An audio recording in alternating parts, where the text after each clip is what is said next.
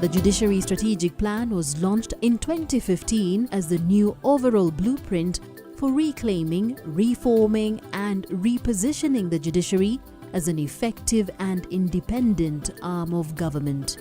The Judiciary Strategic Plan indicates the judicial function of the judiciary on one side and the administrative function of the judiciary on the other, and how they relate to each other. The Judiciary Strategic Plan is anchored in 6 strategic themes of further transformation. These are access to justice, jurisprudence, organizational development, operational efficiency, infrastructural development, and governance.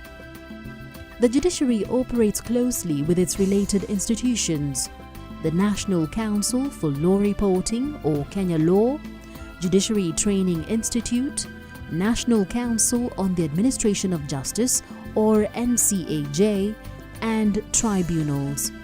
The National Council on Administration of Justice is a multi-stakeholder institution related to the judiciary and brings together actors in the justice chain, and is specifically mandated to formulate policies relating to the administration of justice, implement, monitor, evaluate, and review strategies for the administration of justice, mobilize resources for purposes of the efficient administration of justice, and facilitate the establishment of court users committees at the county level. NCAJ is established by the Judicial Service Act, Section 35. It is an assembly line of justice sector agencies. It's chaired by the Chief Justice, and the Secretary of the NCAJ is the Chief Registrar of the Judiciary. NCAJ was born out of a realization of the need to have coordination of all justice sectors, institution, all the way from investigation of cases, all the way to prison, through prosecution and adjudication. Before 2011, when the Judicial Service Act came into force, we used to have court users committees on an ad hoc basis. Now, happily, they are now being anchored in law, and it is an extremely useful forum for holding justice sector agencies accountable in terms of executing their mandate. The same agencies that form NCAJ at the national stage are the same agencies that participate in are members of court users committees. When we have that court users committee, there are those people from the reserve, like elders, like chiefs, like they also feed us on, in fact they give us feedback. We know where we go wrong. So when we are in those forums, they tell us that you have to improve this, you have to improve this again.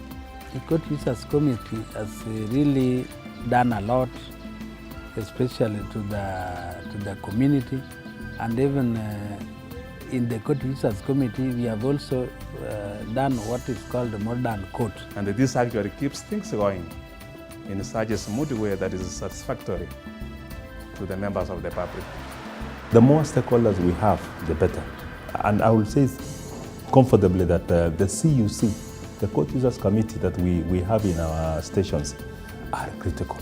Because now we're able to access other agencies, they're able to learn us, we're able to deal with them directly without necessarily engaging ourselves in issuing of orders, coercing them, that kind of thing. The Judiciary Training Institute is responsible for meeting the training and retraining of judicial officers, research and capacity development needs of all cadres of judiciary personnel, and where appropriate, members of the academia. It is also involved in policy development for the judiciary and for the administration of justice, stakeholder engagement, creating linkages with other agencies, commonwealth judicial education bodies to encourage the sharing of information, human and fiscal resources interregionally and internally.